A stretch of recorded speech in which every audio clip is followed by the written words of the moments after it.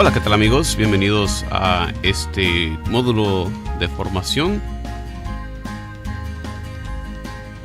Introducción al Evangelio según San Marcos, módulo número 4. Aquí vamos a estar manejando capítulo 3, versículo 7, hasta el capítulo 6, versículo 6. Qué bueno que están aquí con nosotros. Como siempre, les acompaña Juan Carlos Moreno. Empezamos este pasaje del Evangelio de San Marcos, capítulo 3, versículo 7, con una mención de cómo mucha gente seguía a Jesús. Quería mostrarles aquí un mapa para tener en cuenta un poco de la geografía de lo que estamos hablando. Se menciona partes como Idumea aquí en el sur. Está en el sur de lo que es la parte de Judea. Idumea también es el lugar donde nació Herodes el Grande, que no era israelita, sino que más bien había pasado a ser adoptado, como quien dice, al casarse con una israelita. Se menciona cosas como Sidón y Tiro. Eso nos vamos hasta el norte, lo que se conoce como Fenicia. Entonces, como referencia está aquí Jerusalén, Samaria es el norte, Galilea, y hasta el norte de Galilea, el lago de Tiberíades, el mar de Galilea. Entonces, cuando se menciona Sidón y Tiro, muy al norte, en el área del norte de Galilea, donde viven personas gentiles. Vemos en este pasaje que son, una vez más, la ironía de que las personas no reconocen a Jesús, sus discípulos no lo reconocen. ¿Quiénes son quienes reconocen a Jesús? Los espíritus impuros. Capítulo 3, versículo 11, que reconocen, tú eres el Hijo de Dios. Cosa irónica. Vemos como también, una vez más, ese secreto mesiánico que los biblistas mencionan, en el versículo 12, Jesús les ordenaba que no se hablara de él en público. No quería Jesús que hubiera malos entendidos. La gente todavía no estaba lista para comprender. No lo hubiera seguido por fe, sino quizás lo hubiera seguido más bien con la esperanza de que fuera un Mesías terrenal que los viniera a salvar de la tiranía de Roma. En el siguiente pasaje vemos ahora cómo Jesús escoge a los 12, empezando en el versículo 13 de este capítulo 3. Les tengo ahí una lista de los apóstoles, de cómo nos lo dan los Hechos de los Apóstoles, cómo nos lo da Mateo, Marcos, Lucas, con unas cuantas diferencias, ¿verdad? Cada uno. Pero lo importante notar es cómo Pedro siempre, ¿verdad? Pedro siempre a la cabeza, encabezando todas las listas. Lo que nos habla del significado, ¿verdad? Para nosotros en la iglesia, nosotros reconocemos a Pedro como el primer papa por ser esa cabeza del colegio apostólico, y entonces nos habla de su importancia. Vemos en este pasaje entonces aquí de cómo Jesús escoge a los 12, cómo los manda con su misma autoridad, tanto para exorcizar, como nos dice aquí Marcos, así como también para enseñar y sanar a los enfermos. Y el hecho es que nosotros los católicos vemos este tipo de pasajes como ese indicio de cómo Jesús iba a mandar más después a sus discípulos a todos los pueblos, como lo vemos en los evangelios. Y una vez que salieron ellos, bueno, ellos consagraron a otros hombres, fueron estableciendo iglesias locales, como vemos a Pablo, por ejemplo, y dejan encargados a otros hombres santos, a otros hombres buenos, a continuar su labor en una posición que nosotros hoy en día llamamos obispos, los deja como encargados. Y este proceso se le llama el día de hoy sucesión apostólica, y es la aseguranza que tenemos nosotros de que la doctrina que tenemos aquí en la iglesia es una doctrina que viene directamente de Jesús a través de sus apóstoles. En el siguiente pasaje vemos cómo habla sobre los parientes de Jesús. Es un pasaje que nos muestra lo perdido que estaba la gente en lo que va a la identidad de Jesús. Su misma familia lo tacha de loco. Y ¿cuánto de nosotros no nos ha pasado eso? De que de repente tenemos un encuentro con el Señor, nos convertimos a Él o nos acercamos más a servirle, y nos empiezan a decir, incluso nuestra propia familia, nuestros hermanos o primos o tíos, ay, no sales de la iglesia, o te crees que eres un santito, ¿verdad? Si estamos locos, pues que estemos locos por amor a nuestro Señor Jesucristo. Entonces, algo parecido está aquí pasando.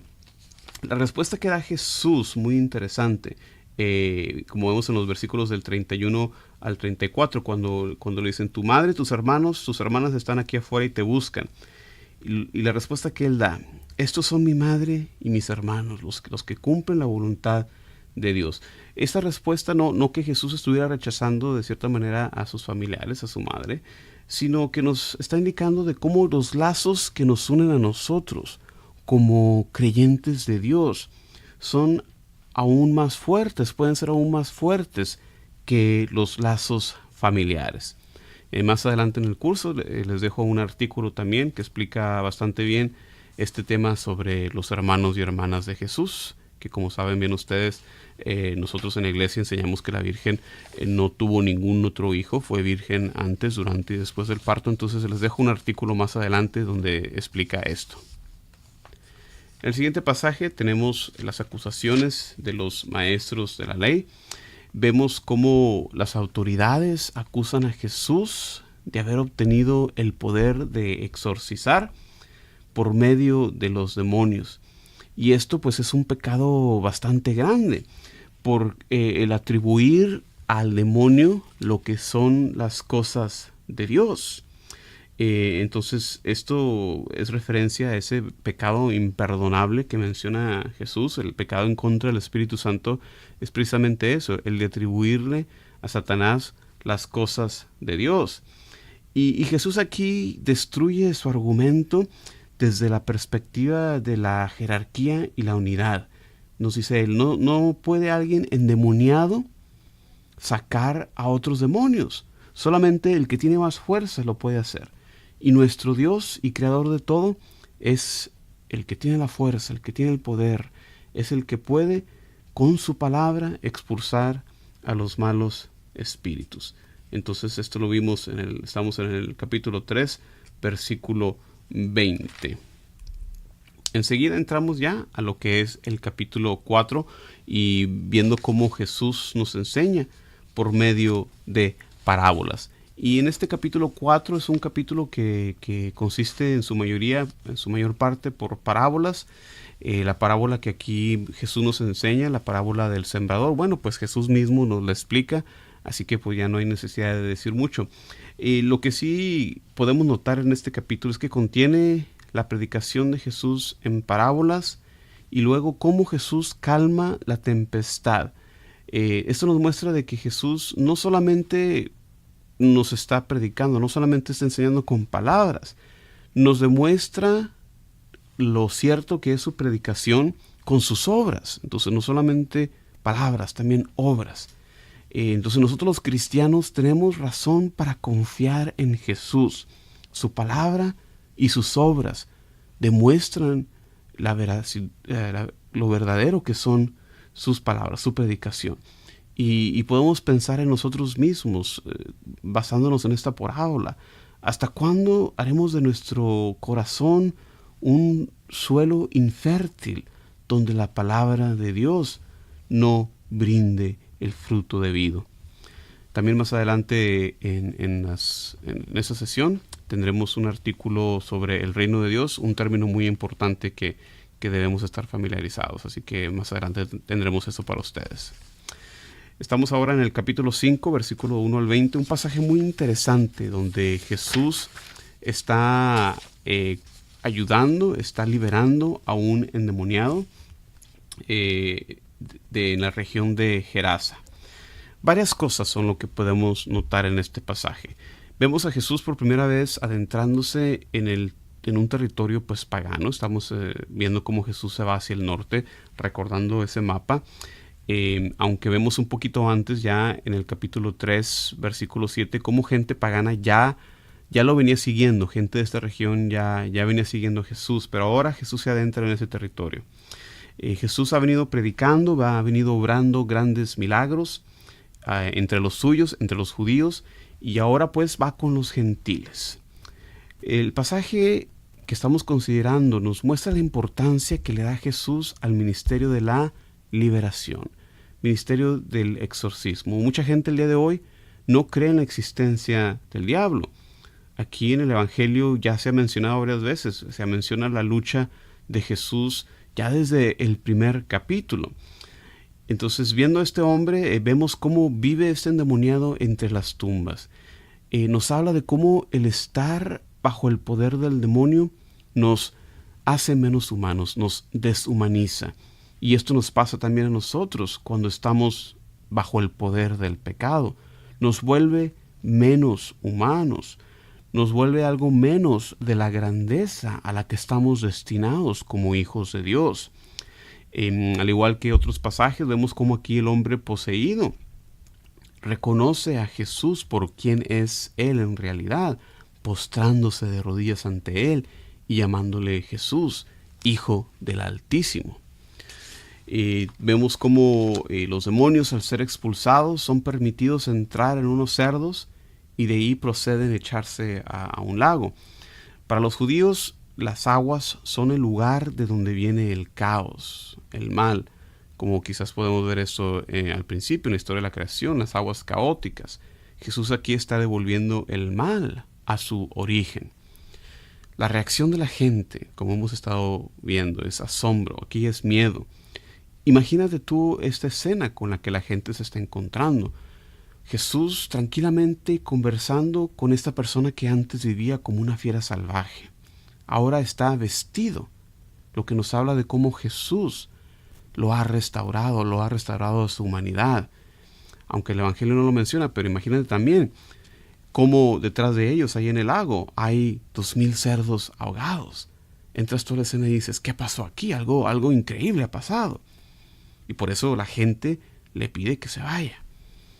Irónicamente, para la gente es más fácil el lidiar con el hombre endemoniado que lidiar con ese poder que Jesús está poniendo aquí enfrente de ellos, con ese gran poder con el que ha liberado al hombre.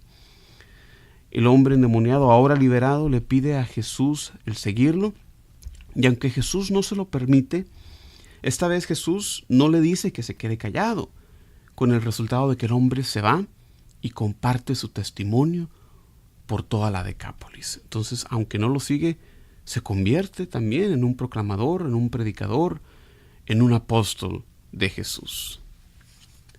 Siguiente pasaje también muy interesante, estamos en el capítulo 5, versículo del 21 al 42, donde vemos dos mujeres que son sanadas. Dos mujeres, dos personas con gran fe. Primero, el jefe de la sinagoga, Jairo, y la mujer, la hemorroísa, la mujer con el flujo de sangre, con las hemorragias. ¿Qué clase de confianza en Dios requirió este hombre primero para tener fe en Jesús? Que ni siquiera la enfermedad, ni siquiera la muerte era algo final que podía parar el poder de Jesús.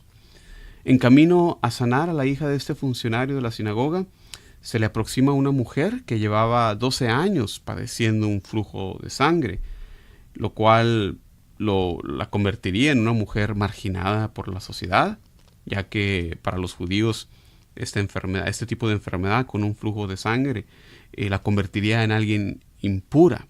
Entonces no podría acercarse al templo, no podría acercarse a la gente por esta impureza. Entonces ella tímidamente, ya que el tocar a alguien, ella le estaría transmitiendo su impureza, tímidamente le toca el fleco de su manto, que nos habla de Jesús como un judío piadoso, de acuerdo a cómo las Sagradas Escrituras describen las vestiduras de un piadoso judío. Este pasaje nos demuestra hay que tener fe como la mujer. Hay que salir a buscar a Jesús como estas dos personas lo hicieron. Como Jesús nos dice aquí, no tengas miedo, ten fe solamente. Este pasaje también nos muestra el lado divino de Jesús, cómo Él tiene el poder de sanar una enfermedad, tiene poder sobre la muerte. Pero también nos muestra el lado humano de Jesús, aunque tiene el poder divino para sanar. Marcos nos muestra el lado humano, Jesús no sabe quién lo tocó. También nos muestra el lado humano en la preocupación de Jesús por el bienestar de la niña, que recién ha sido resucitada, recién ha sido levantada de la muerte. Pregunta a Jesús que le den algo de comer. Y así Jesús se preocupa por toda necesidad nuestra, por estar liberados del pecado, por estar restaurados, por estar bien comidos incluso. Fíjense, Un comentario apunta a la manera de que Marcos en su narrativa nos da ciertas indicaciones de lo que va a ser el final del Evangelio. Cómo los discípulos que aquí fueron testigos de esta resucitación, más tarde, capítulo 9, versículo 10, se preguntan qué significa eso de resucitar. Del mismo modo, así como esta mujer tímida, miedosa, temblorosa, con una hemorragia, también nos apunta más adelante en el Evangelio esas 3 mujeres que dejarán la tumba vacía temblando y desconcertadas, temerosas de que no decían nada a nadie. Entonces, Marcos aquí nos está dando esta narrativa ya apuntándonos a lo que va a ser hacia el final del Evangelio. Aquí en el capítulo 6, ya en el final de este módulo que nos toca, Jesús en su propia tierra. En este pasaje Jesús observa un dicho que hasta el día de hoy lo usamos: nadie es profeta en su propia tierra. Palabras tan ciertas en aquel entonces como el día de hoy. Una vez más vemos la admiración, el asombro de la gente ante la predicación de Jesús. Aprendemos de este pasaje algo muy importante para nosotros que hay que tener en cuenta. Se requiere nuestra cooperación para poder dejar que Dios actúe en nuestras vidas. Se requiere nuestra cooperación.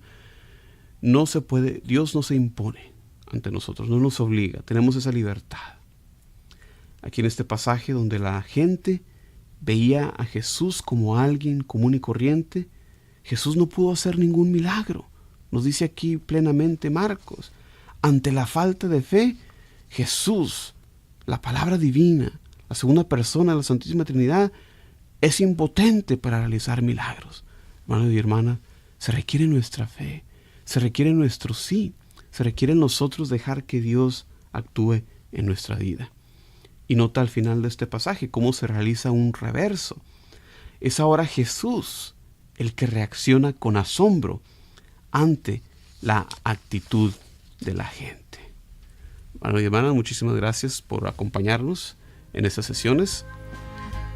No dejes de realizar las actividades, leer los artículos que van a ayudar mucho a tu crecimiento, tu formación. Se despide de ustedes Juan Carlos Moreno. Nos vemos en el siguiente video. Hasta la próxima.